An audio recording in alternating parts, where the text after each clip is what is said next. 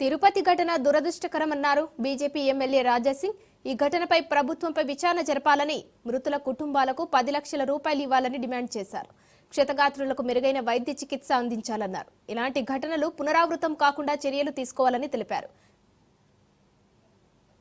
పవిత్రమైన రోజు ఆ వైకుంఠ ఏకాదశి రోజు చాలా వరకు హిందూ భక్తులు తిరుపతి వెళ్ళాలి. ఆ వైకుంఠ ఏకాదశి రోజు ఆ దేవుడిది వెంకటేశ్వర స్వామి దర్శనం చేసుకోవాలని చాలా మంది అనుకుంటారు. కానీ దురదృష్టం ఏంటంటే నిన్న ఒక తోకిస్లాటలో 6 మంది చనిపోయినారు. దాంట్లో 5 మెంబర్స్ మహిళలు ఉన్నారు. ఇంకా 48 మెంబర్స్ దాంట్లో ఇంజిట్ కూడా అయినారు ఆ తోకిస్లాటలో. అంటే ఇది ఎవరు తప్పు ఏంది దానికి ఒక డీప్ గా ఎంక్వైరీ జరపాలని నేను ఆంధ్రప్రదేశ్ ముఖ్యమంత్రి గారికి కోరుతున్నాను. అదే విధంగా ఇవాళ వీడియోలో మనం చూస్తున్నాము, మీడియా పరంగానే మనకు తెలుస్తుంది అసలు ఎవరు తప్పు ఉందని. ఒకవేళ పోలీసులు సడన్ గా ఆ గేటు తెరవకపోతే ఆ యాక్సిడెంట్ జరిగేది కాదని అక్కడ ఉన్న సాక్ష్యాలు చెప్తున్నారు. అసలు ఇది వాస్తవమేనా, అసలు ఎవరు తప్పు ఉంది అని కొద్దిగా డీప్ గా ఎంక్వైరీ చేయాలని నేను మా నాయుడు ముఖ్యమంత్రి గారికి రిక్వెస్ట్ చేస్తున్నాను. అదే విధంగా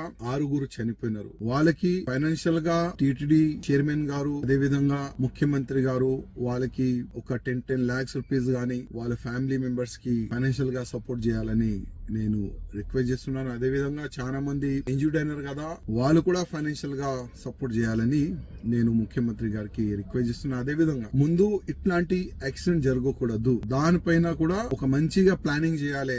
లక్షల మంది తిరుపతి దేవస్థానంకి వస్తారు. ఇవాళ ఈ ఒక్క యాక్సిడెంట్ వల్ల ముందు అట్లాంటి యాక్సిడెంట్ జరగకూడదు, దానికి ఇప్పటి నుంచే కొద్దిగా ప్లాన్ చేస్తే బాగుంటదని నేను వ్యక్తిగతంగా మా ముఖ్యమంత్రి గారికి రిక్వెస్ట్ చేస్తున్నాను.